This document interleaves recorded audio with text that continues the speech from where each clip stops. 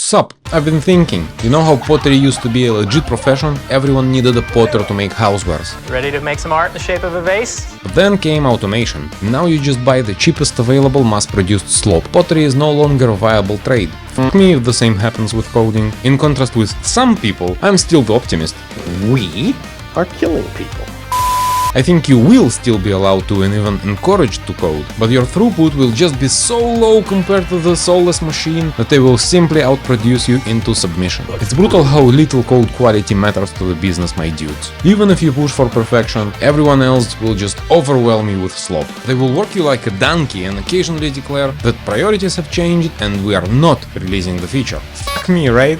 Google has been silently killing startups with their free offers for ages, which I even got to witness firsthand while working in a seed stage startup in an incubator. There were guys developing a computer vision app for e-commerce. They were in talks to get acquired by eBay, as Google released their Vision SDK for absolutely fucking free. The guys still closed it, but obviously the price got cut bad, which makes sense. Why would you pay for something that is basically free now? Of course you wouldn't. And well, producing code is now essentially free. General systems knowledge and understanding of the dev process never hurt, of course, but it also doesn't always matter. Often just barely working is exactly what the founders need. This is not to say there won't be any more organic artisan coders, but they will be exactly that, artisans. I find it offensive, unnaturality.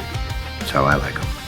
Swing low, sweet chariots. Just like the legend of the past and present, they will still make banger games, invent new programming languages, and push the tech further than we thought was possible. For each one of those legendary devs though, there will be hundreds of full-time slop producers, neatly boxed, unit-tested and isolated from harming the larger system, only ever running on the rails that other people have laid out. A clearer line gets drawn between white-collar design and planning and the blue-collar, you're not getting paid to think kind of job. If it sounds similar to what happens today, that's because it is. The way I see it, cracks do seem to creep in. Anthropic are now painting to prevent anyone else from developing competitive models further. And my mind goes to how minor all of the last upgrades were on all frontier models. As the saying goes, humans have bad intuitions about exponentials. In the real world, constrained by supply chains from every side, you can't outscale exponentially rising demands, just like you can't scale out of a memory leak. For the consumer, this shit have simply gotten way too expensive. You can maybe find a couple of people for whom it worked out and they made a product end or exit, but most of the people who paid the full ticket price have found themselves on a $200 carnival ride. Circumstantial evidence mounts up to a higher probability. Anthropic's sneaky regulatory move tells me that the industry leaders have lost confidence in their advantage, and if they can't outrun the competition in training and inference, it points to that some invisible wall is being hit. Now switching their marketing to new awesome harness, variety of integrations and full autonomy, all of this is hinting that they're trying to market the same models under different sauce. Like, you're welcome to overcompensate for the lack of code quality with unholy amounts of output. Like, no matter what, the model has to get physically bigger for it to get even a little bit better. That is called vertical scaling, and it seems we are scraping the ceiling as is. They already have insane amounts of compute dedicated to hallucinating entire systems. So it's not obvious whether it's even possible to losslessly compress the models. The weights are the weights, and they are what defines the model. Quantize to shrink it down, and you will get a measurable performance degradation.